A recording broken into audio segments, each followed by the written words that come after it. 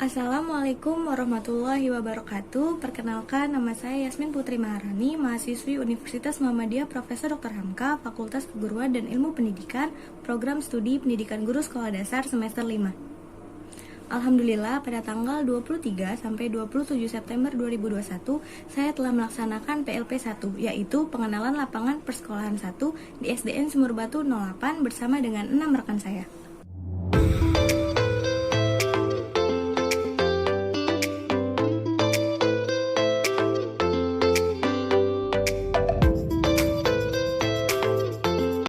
Pada kesempatan kali ini, saya mewawancarai dua narasumber. Yang pertama, Bapak Sofian SPD selaku Kepala Sekolah SDN Sumur Batu 08, dan yang kedua, Ibu Eli Rozana SPD selaku Wakil Kepala Sekolah Bidang Kesiswaan sekaligus Guru Pamong kelas 5 SD. Saya ingin bertanya, bagaimana karakteristik umum peserta didik di SDN Sumur Batu 08 Jakarta ini? Secara umum, peserta didiknya ya dari campuran lah ininya, dari yang kelas rendah, tengah, atasnya. Pokoknya di sini namanya SD negeri, kita harus menerima kok apapun anak keadaan itu. Jadi nggak boleh nolak ya, kondisi anak bagaimana. ANBK sekarang ABK aja harus kita terima, ya 2%. Pokoknya seperti itu, harus menerima ya. Jadi berdasarkan kalau penerimanya kan sekarang berdasarkan usia, ya. Sistem yang ini. Sistem dan juknisnya. Lanjut. Selanjutnya, bagaimana susunan struktur organisasi dan tata kerja yang ada di SDN Sumur Batu 08 ini? Tata kerja atau struktur organisasi biasa dari atas, kemudian garis komando, ada wakil, ada ya, kepala sekolah bidang kurikulum, siswaan, kemudian dengan guru, terus kemudian dengan komite sekolah, itu semua ada garis komando, ada secara struktur lah. Jadi ada kerjasama antara sekolah dengan guru dengan guru, sekolah dengan pihak masyarakat, orang tua peserta didik. Jadi dengan kerjasama itu kan ada strukturnya, selalu terjalin kerjasama, pendidikan berjalan. Kalau tanpa kerjasama sekolah itu nggak akan berjalan. Alhamdulillah itu. Baik Pak, saya lanjut ya Pak. Silakan. Bagaimana peraturan yang diterapkan di SDN Sumur Batu 08 ini dalam pembelajaran daring? Baik, di SD Sumur Batu 08 seperti halnya di SD lain, pandeminya sama. Karena kondisi pandemi masih melaksanakan PJJ atau PDR. Jadi pembelajarannya dari rumah, guru juga dari rumah, ya melaksanakan kegiatan kerjaannya. Kemudian mereka ada yang pakai WA, ada yang pakai Zoom, tergantung kan itu kan ada kondisi. Lihat itu juga perlu saja kuota ya, kan kita nggak tiap hari pakai Zoom karena kasihan juga orang tua. Jadi disesuaikan juga dengan video paling beberapa menit. Karena sekarang kan kalau nggak salah kuota belum ada kiriman lagi nih. Jadi saat ini ya yang penting anak itu nyaman, belajar di rumah, senang, tidak memberatkan, baik memberatkan anak maupun memberatkan orang tua. Semua dengan enjoy, senang.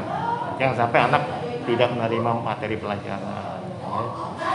Takut kalau yang berat-berat, komplain, masalah, saya nggak mau itu. Saya pengen terjalin yang enak-enak aja semuanya, nggak mengejar target kok itu. Yang penting kondisi begini nggak boleh. Yang penting anak menerima materi, senang dan enjoy. Jadi sama-sama dengan senang hati. Lanjut. Saya Pak, apakah ekstrakurikuler di sini Pak berjalan dengan lancar? Alhamdulillah, meskipun di tengah pandemi berjalan secara virtual. Yang utama yang wajib kan pramuka kan. Ekskul wajib itu harus dilaksanakan, yaitu pramuka. Yang lain juga tetap ada ya. Sampai terakhir ini September masih ada. Kegiatan seremonial apa saja yang ada di sekolah ini yang dapat membentuk karakter siswa? Baik. Kegiatan seremonial ya seperti tahun-tahun sebelumnya, sebelum pandemi itu biasanya dalam segi keagamaan ya, itu ada kegiatan kayak maulid Nabi atau yang sering kayak maulid Nabi, kemudian bulan Muharram santunan, itu dari segi keagamaan. Kalau secara umum yang di bidang wawasan kebangsaan ya, hari-hari besar nasional yang umumnya 17-an sebelum hari H17 itu biasa ada lomba. Tapi karena kondisi pandemi untuk sementara di stop dulu, tidak dilaksanakan. Ngeri takutnya ada kerumunan. Kita ikutin aturan aja di pemerintah. Pertanyaan selanjutnya yang keenam, praktik-praktik pembiasaan dan kebiasaan positif di sekolah. Apakah ada praktik pembiasaan dan kebiasaan positif di sekolah? Jika ada, apa saja praktik dan kebiasaan positif di sekolah? Oke. Ya, secara umum seperti sekolah lain, pembiasaan yang dilakukan SD 8 tidak beda jauh dengan SD lain, yaitu pembiasaan baiknya. Ketika siswa datang, biasa guru menyambut tuh kan di depan sebelum ada pandemi ya, memberi salam, kemudian salaman, cium tangan, kemudian sebelum masuk kelas sambil menunggu bel berbunyi, mereka dibariskan. Ini membentukkan disiplin. Masuk kelas juga ya biasa periksa buku ya, itu kan nggak tiap hari kan ya. Kemudian sebelum belajar disiapkan tertib, berdoa baik sebelum belajar maupun setelah belajar, biasa memberi salam dan berdoa, itu yang baik ya. Kegiatan lainnya juga ada ya, piket itu kan kegiatan baik, pembiasaan untuk membentuk anak supaya nggak kaget kalau mengerjakan sesuatu, terutama yang kelas tinggi ya. Kalau kelas 1, 2, 3 masih dibantu oleh penjaga. Kalau kelas 4, 5, 6 ya udah ada piket, mereka bagi tugas berapa orang dalam satu hari. Itu beberapa hal yang pembiasaan yang baik yang diterapkan di sekolah ini demi karakter mereka supaya tetap baik ya. Sebelumnya saya ingin bertanya, bagaimana pelaksanaan kegiatan pembelajaran selama daring di SDN 08 ini? Pelaksanaan selama daring, anak-anak itu baik, antusias, belajar dengan baik, penuh semangat, tidak ada kendala apapun. Lalu aplikasi apa yang digunakan oleh sekolah?